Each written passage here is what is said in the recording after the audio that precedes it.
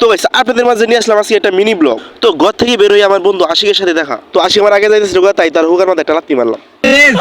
তারপর সকালে নাস্তা করার জন্য একটা দোকানে আইছি একটা কেক খাওয়ার লাগে। তারপর একটা চিন্তা ছিলাম কিন্তু ছিল না, তাই ছিলাম না।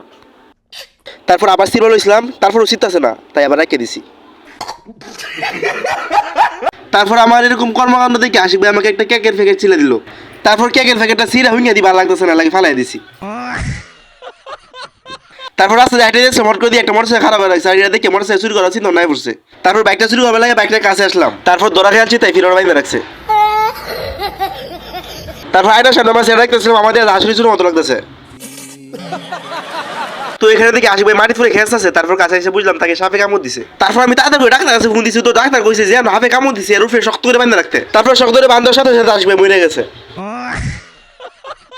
তারপর আব্বা এখানে বসে বসে টেনশন করতেছেন। আমি আব্বার বলছি আব্বা কিসে তো টেনশন আপনার, মনটা পয়সা লাগে টেনশন রাত্রি মেরে ফেলে দিন। তারপর আব্বা আমার রাত্রি মেরে ফেলে দিছে, কারণ আমাকে নেই আব্বা সব টেনশন। তারপর এই কষ্ট সইতে না পাইলে আমি একটা বিল্ডিং এর রাজমিস্ত্রি কাম করতে আইছিলাম। তারপর আমার মাথা উঠে একটা টক্ত হয়ে গেছে আর আমি মরে গেছি।